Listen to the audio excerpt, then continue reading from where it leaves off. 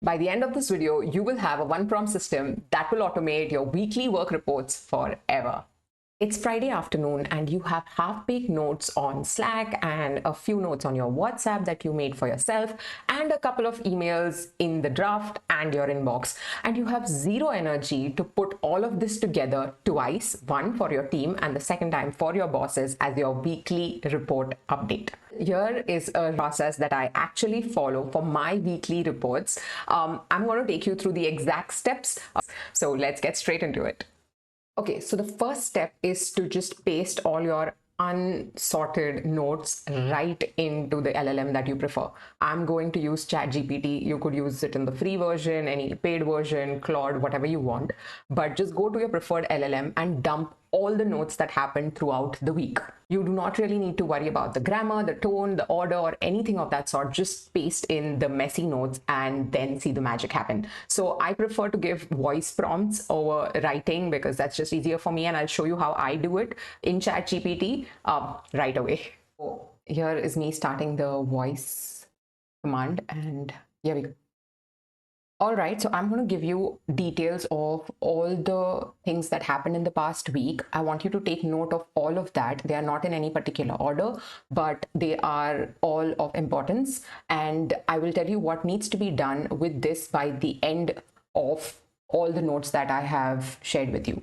So here we go. The first one is brand A LinkedIn post on product launch went viral. It got around 35K impressions and 70 link clicks, and it was by far the best performing post for the past quarter.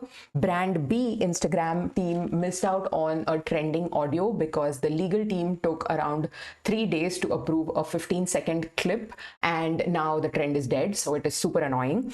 We hired a new freelance video editor for our Instagram reels for brand B, and the results were pretty amazing. We are looking at the first actual video to go, or the reel to come out on next Tuesday.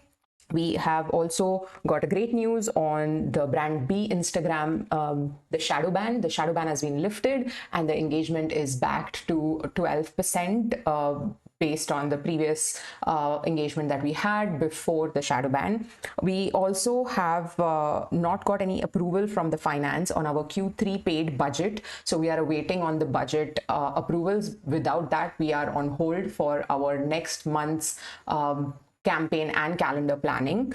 We are also waiting on the director's approval for the new social voice software, which is going to be used for YouTube and Instagram reels for both the brands, brand A and brand B. The quote was shared earlier this morning, and we need the approval before Tuesday. Otherwise, we will lose out on the promo pricing. We also have ran the weekly sync with the agency, but that was pretty late this time because the brand A YouTube shorts that were shared by the agency were totally off brand and not in sync at all. John is on it and they will be sharing the revised version by Wednesday. Karen, who is our brand A social Instagram lead, is going to go on leave from Thursday to Monday. So all the content and the calendar sign-offs need to be done before that. We are also a little bit late on our community team engagement, but the good news is that the team was completely working on the task of clearing off 300 plus customer support DMs that we got when there was a promo glitch that happened on Saturday, and the team really worked through the weekend, and by Tuesday everything was cleared off. Big shout out to Sophie, who led the whole thing and ensured that it was all completed on time. And here is a quick stat across all of the 4 brands. So brand A, the follower count went up by 8% and the engagement stayed flat. For brand B, there was a dip in the follower count by 52, but the engagement went higher to 8% overall last week. This is the overall update, and now I want you to do the following.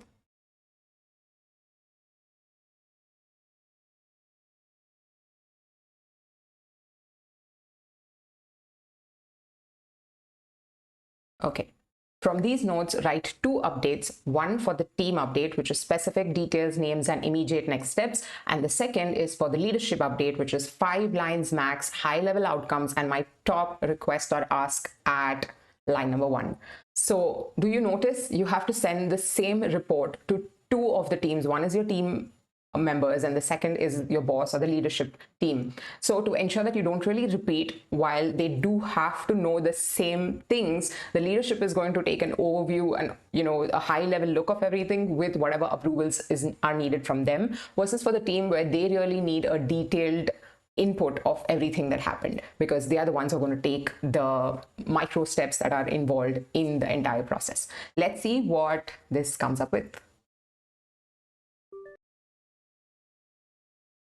Whoa, that was quick. Okay, it says here are the 2 versions that are tailored. So it says about the wins, it says the challenges, and then it gives a performance snapshot. For the team update, it has given me like 4 pointers, and the top request is please approve the Q3 paid budget and the social software before Tuesday to avoid any campaign delays and losing on the promotional pricing.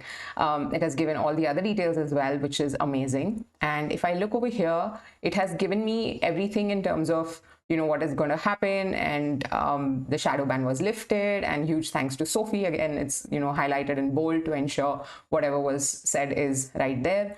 It has also said about the Q3 budget is pending and all the other things. But notice there are some things missing where it is saying, Karen will be on leave from Tuesday and John is going to coordinate the revisions. What I do not like about this one is that I would ideally prefer the action steps and the name of the people in the team updates to be on the front so that it is not missed out. So let me just revise and ask for the team updates. Please ensure the name of the responsible is highlighted first so things don't miss out. Name of the responsible and deadline maybe are highlighted first. Let's see. Okay, a little bit of appreciation as well. Let's see what they come up with this time.